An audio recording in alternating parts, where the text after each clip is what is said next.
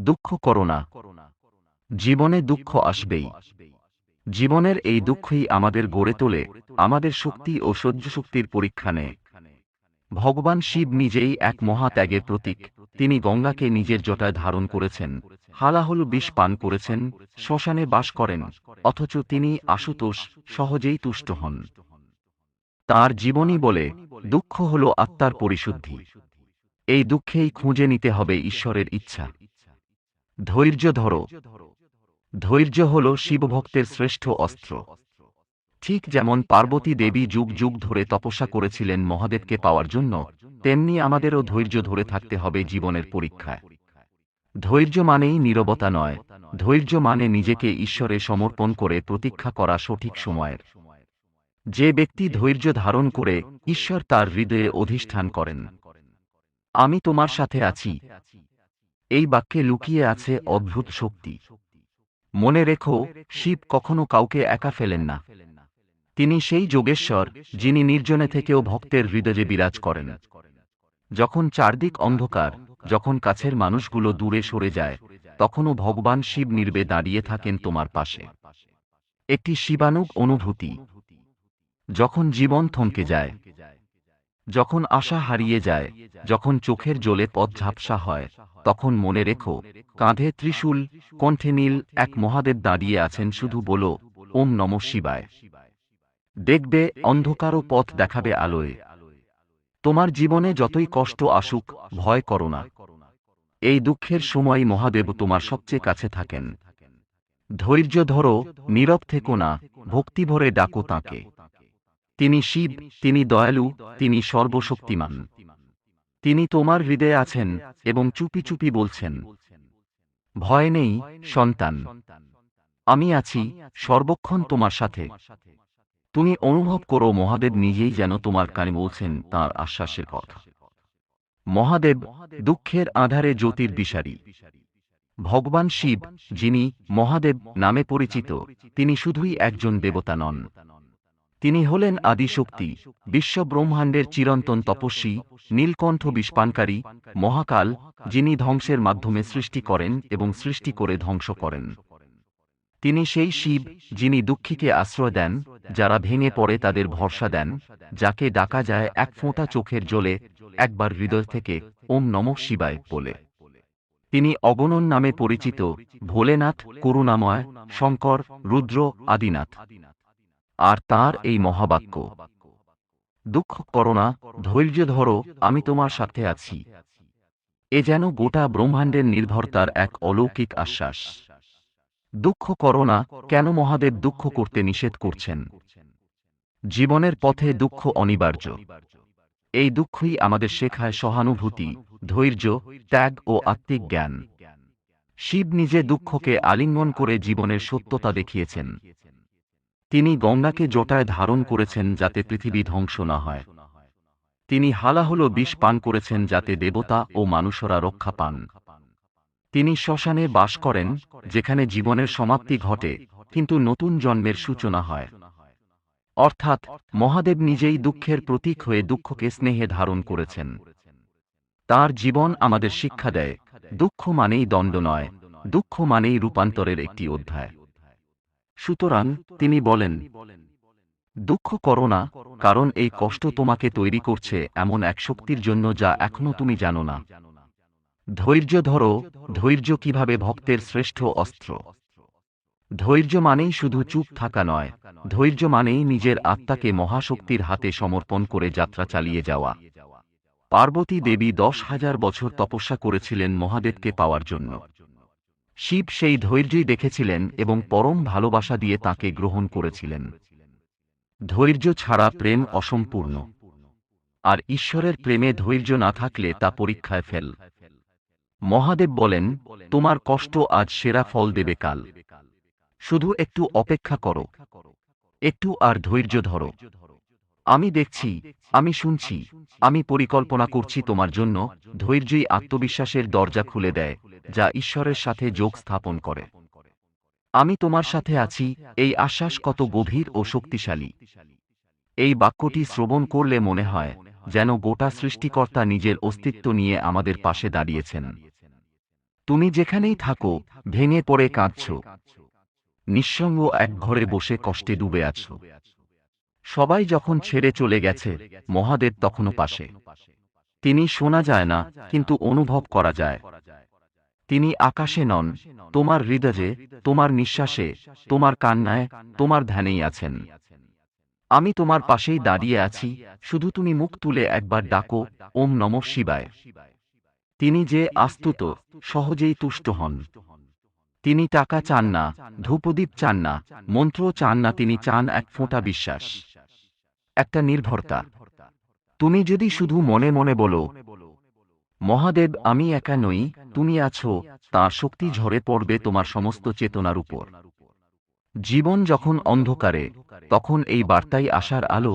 তুমি হয়তো ভাবছ, সব হারিয়েছি, ভবিষ্যৎ অন্ধকার, এমন কষ্ট আর সইতে পারছি না।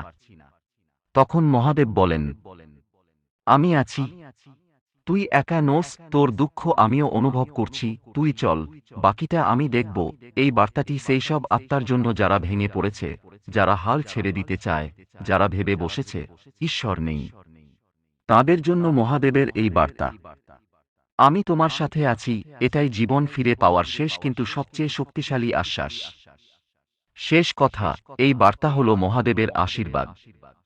ভগবান মহাদেব কোনোদিন তাঁর ভক্তকে একা ফেলেন না। তুমি যদি কষ্টে থেকেও আজ তাঁর নাম নাও, হৃদয় দিয়ে ডাকো, হে শিব, হে নীলকণ্ঠ, হে ত্রিপুরারি, তবে বিশ্বাস করো, তাঁর তৃতীয় নয়ন তোমার জন্য খুলবে। তোমার দুঃখ পুড়ে ছাই হবে, তোমার আত্মা ফিরে পাবে শান্তি, শক্তি, সাহস। দুঃখ করো না, ধৈর্য ধরো, আমি তোমার সাথে আছি। এই বাক্যটি শুধু শব্দ নয়, এটি তোমার জীবনের প্রতিটি দুঃখঘন মুহূর্তের জন্য মহাদেবের পক্ষ থেকে একটি চিরন্তন আশ্বাস। ধৈর্য ধরো, আমি তোমার সাথে আছি, এই বাক্যের আধ্যাত্মিক মহাসাগর। দুঃখ আত্মার ঘন অন্ধকারে ঢেউ। জীবন মানেই যাত্রা, আর সেই যাত্রা কখনো মসৃণ নয়। কখনো পাহাড়, কখনো মরুভূমি, কখনো ঝড় বৃষ্টি, আবার কখনো নিঃসঙ্গতা। কিন্তু এই যে আমরা বলি দুঃখ, তার গভীরতর মানে কি? দুঃখ মানেই ঈশ্বরের স্পর্শের অপেক্ষা। ভগবান মহাদেব কখনো দুঃখকে দূর করেন না, তিনি দুঃখকে রূপান্তর করেন। কারণ যে আত্মা দুঃখে ভাঙে, সে আত্মা ঈশ্বরের কাছে পৌঁছাতে পারে। মহাদেব নিজে শ্মশানের অধিপতি, যেখানে জীবন শেষ হয় কিন্তু আত্মার নতুন যাত্রা শুরু হয়। তাঁর কাছে মৃত্যু ভয়ানক নয়, অন্ধকার ভয়ানক নয়, কারণ তিনি অন্ধকারের মধ্য দিয়ে পথ দেখান। তুমি যখন দুঃখে থাকো, মানুষ ছেড়ে যায়, সমাজ অবহেলা করে, নিজেরাই কখনো নিজেকে তুচ্ছ মনে করি, ঠিক তখনই মহাদেব বলেন, তুমি আমার সন্তান, আমি কখনো তোমার দুঃখকে উপেক্ষা করি না। তিনি চান তুমি দুঃখে ডুব না দাও, বরং সেই দুঃখের মধ্যেই তাকে খুঁজে পাও। ধৈর্য অন্তরের গহীনে একটি তপস্যা। ধৈর্য শুধুই অপেক্ষা নয়, এটি হলো এক ধ্যান, এক তপস্যা, এক নীরব প্রার্থনা, এক শক্তিশালী আত্মবিশ্বাস, যে বিশ্বাস বলে আমার প্রার্থনা শুনে নেওয়া হয়েছে, শুধু সময় দিচ্ছেন তিনি। পার্বতী দেবী ধৈর্য নিয়ে তপস্যা করেছিলেন হাজার বছর। মহাদেব ধৈর্য নিয়ে বসেছিলেন কৈলাসে, সংসার ছেড়ে, আত্মার শুদ্ধতায়। ধৈর্য ধরো মানে নিজেকে সামলাও, কিন্তু হাল ছেড়ো না। বিশ্বাস করো, কিন্তু চাপ সৃষ্টি করো না। নীরবে শক্ত হয়ে থাকো, কারণ ঈশ্বর তোমার কাজ করে চলেছেন তোমার না জানায়ও। যে ধৈর্য ধরতে জানে, সে ঈশ্বরের আদরের পাত্র হয়ে ওঠে। আমি তোমার সাথে আছি, ঈশ্বরের চিরন্তন উপস্থিতি। এই একটি বাক্য, আমি তোমার সাথে আছি, কোন সাধারণ কথা নয়, এ যেন মহাদেবের এক মহাসংকল্প। তুমি যেখানেই থাকো, আমি আছি। তুমি যা হারিয়েছ, আমি জানি। তোমার ভিতরের কান্না, যেটা কেউ দেখে না, আমি তা শুনি। তুমি যখন কারো সঙ্গে কথা বলতে পারো না, তখন তিনি তোমার হৃদয়ের ভাষা পড়েন। তুমি যখন কান্না চেপে রাখো, তাঁর চোখে জল আসে। তুমি যখন একাকী অনুভব করো, তখন মহাদেবের তৃতীয় নয়ন খোলা থাকে তোমার রক্ষার্থে। তুমি অনুভব করো না মানেই তিনি নেই, এমন নয়। তুমি যখন নিঃশব্দ, তিনি তখনও কর্মরত। ভক্ত ও ঈশ্বরের মধ্যকার গভীর সম্পর্ক, শব্দের ওপারে এক নিঃশ্বাসে আশ্রয়। ভক্ত যখন সত্যিকারের দুঃখে পড়ে তখন সে কারো মুখোশ দেখে না, তখন তার হৃদয় খালি হয়। সেই শূন্য হৃদয়ে যখন সে একবার বলে, হে মহাদেব, আমি আর পারছি না, তখন সেই মুহূর্তেই মহাদেব নেমে আসেন।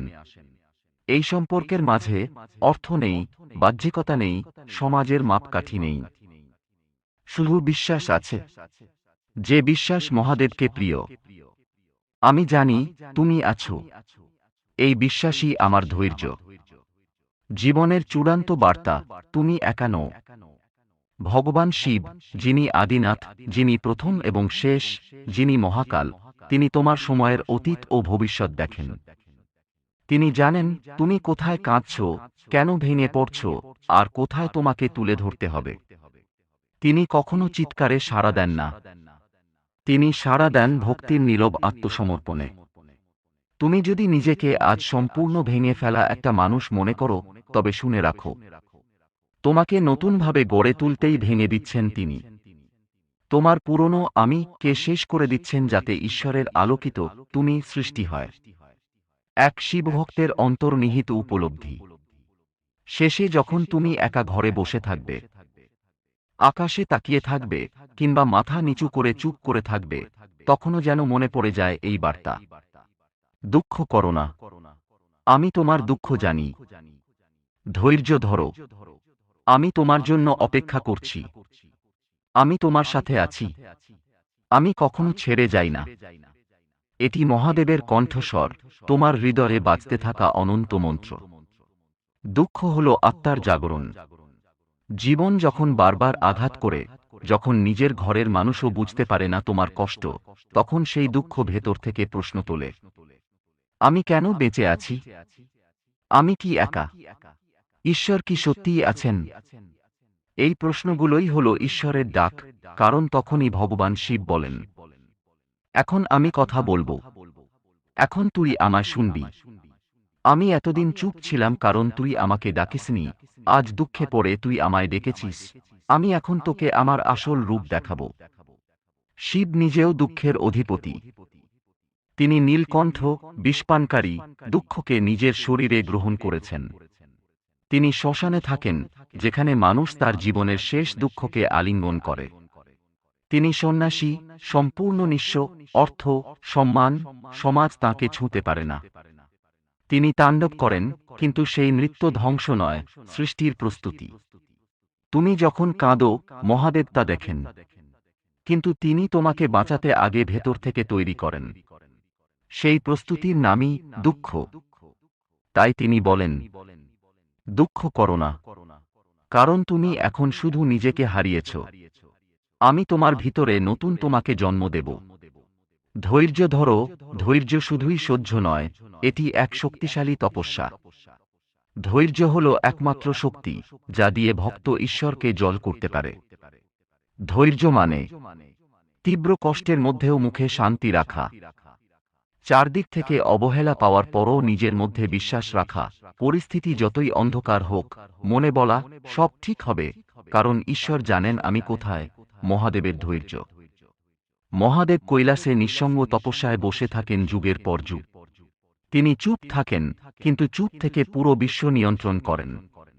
তিনি খুব ধীরে তুষ্ট হন না, আবার খুব সহজেও হন, কিন্তু ভক্তকে পরীক্ষা করেন কঠিনভাবে। পার্বতী 10,000 বছর ধৈর্য নিয়ে তপস্যা করেছিলেন। তিনি শুধু মহাদেবকে চাননি, তিনি নিজেকে রূপান্তর করেছিলেন, শক্তির দেবীতে পরিণত হয়েছিলেন। সুতরাং ধৈর্য মানে কেবল অপেক্ষা নয়, নিজেকে ঈশ্বরের মতো তৈরি করা। ওম নমঃ শিবায়।